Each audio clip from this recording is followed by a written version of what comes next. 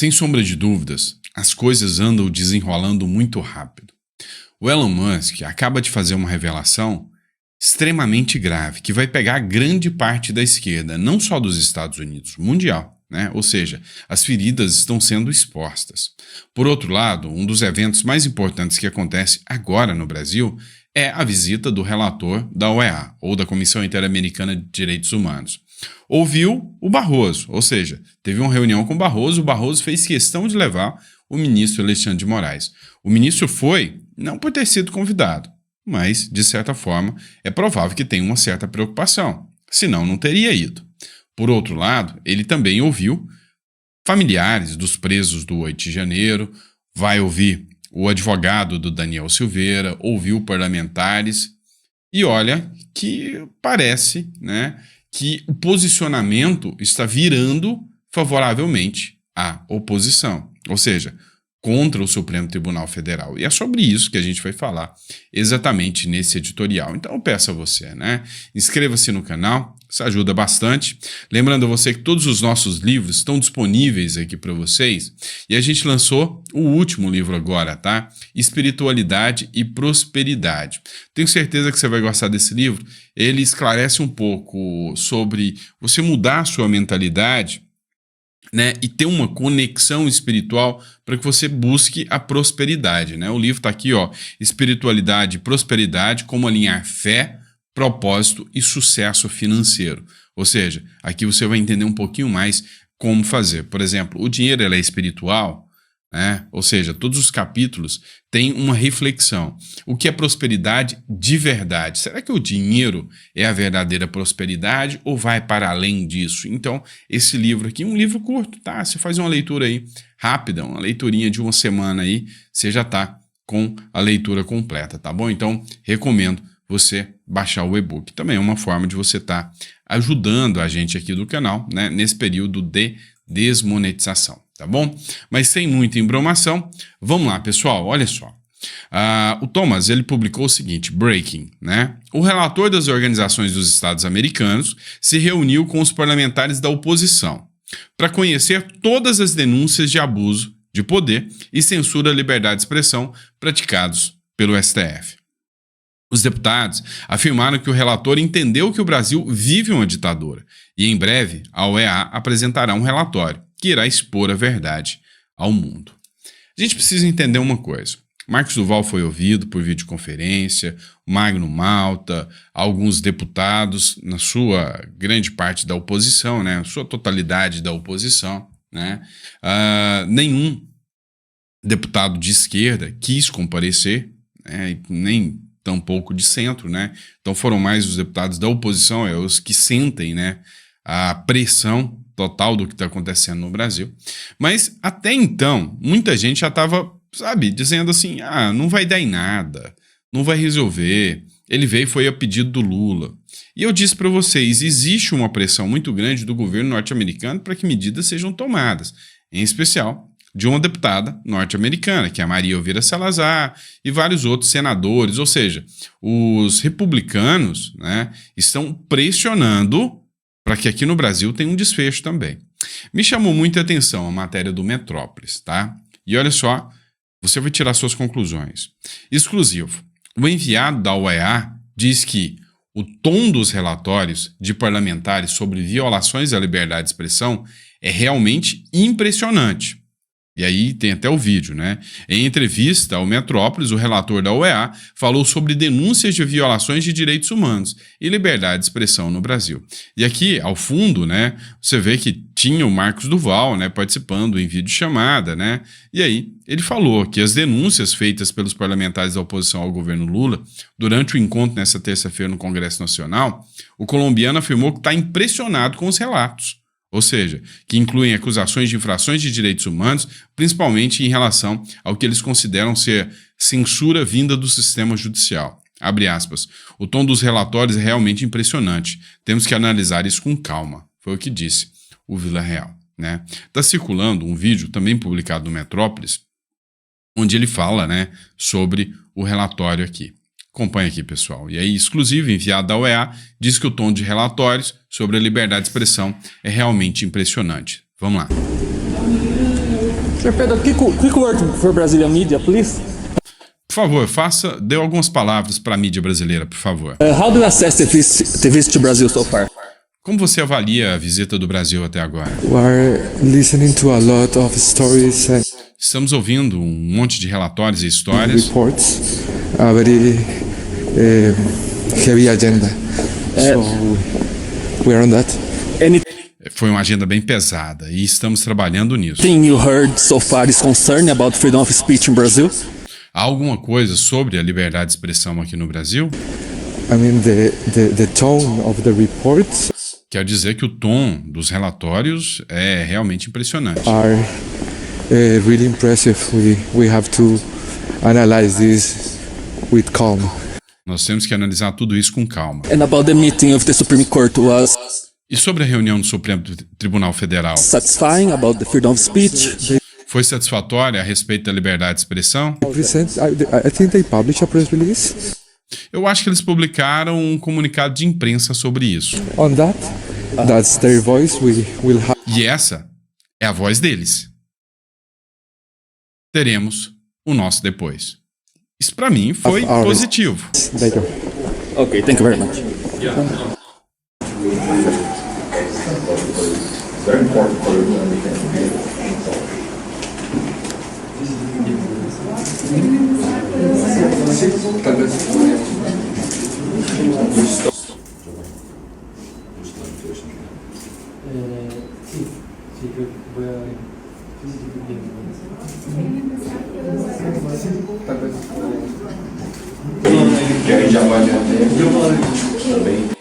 Ou seja, foram feitas várias denúncias, né? Foi mais de 1h30 de denúncias sendo realizadas, vários senadores, deputados.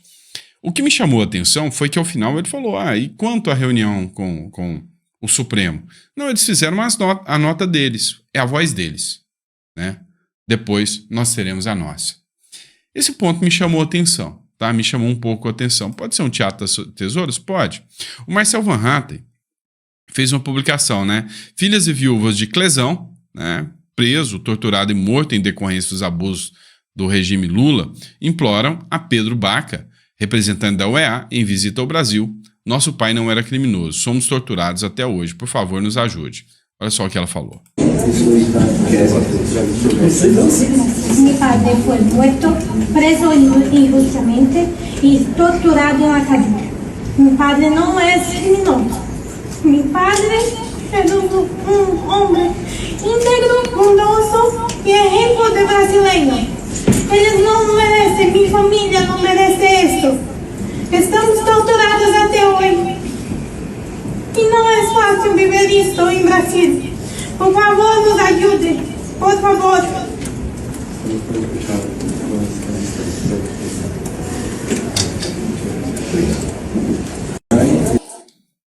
Pois é, aí é uma cena aí forte, né, da filha chorando porque o pai faleceu, né? Todo mundo lembra da história do Clezão, né?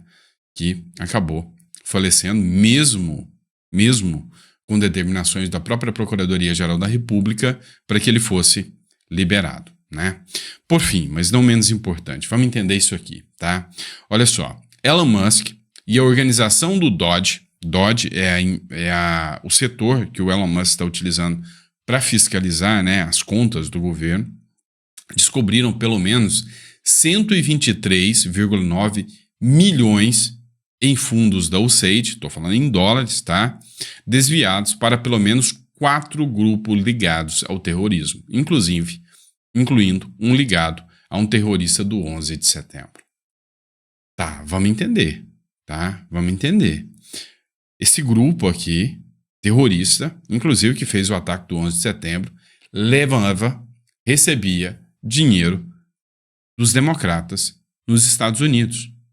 Ou seja, estariam, né, o próprio governo norte-americano atuando de forma a criar o inimigo para poder ter um argumento de defesa maior.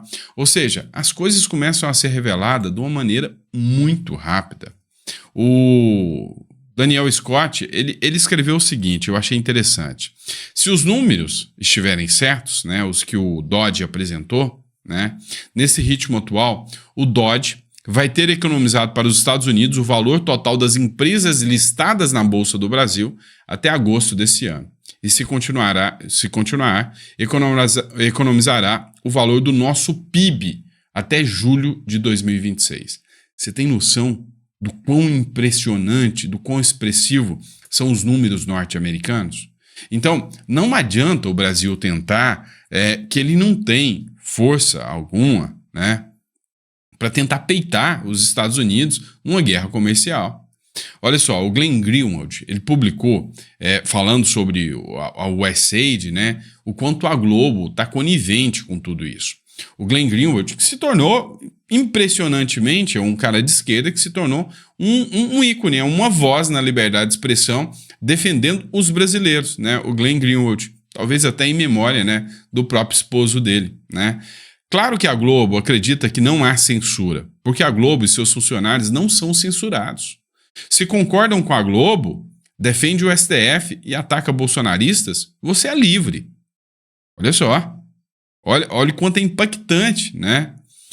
Em todo o país repressivo, todos que defendem o que estão no poder acreditam que são livres. E aí a matéria da Globo aqui que diz, nesse mundo com redes sociais, dando voz a todas as pessoas, existe uma parcela da população brasileira que acredita que está correndo algum exagero.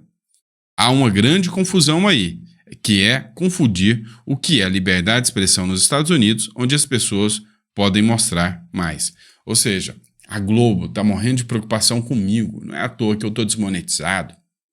Está morrendo de preocupação com quem tem redes sociais e tem voz e tem expressão.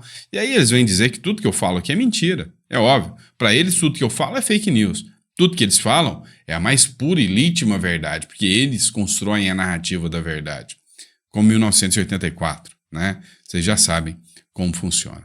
E aí, como eu disse, não adianta o Lula entrar nessa queda de braço. Por exemplo, matéria do Estadão. O Brasil não pode reagir politicamente a tarifas de Trump, diz Rubens Barbosa.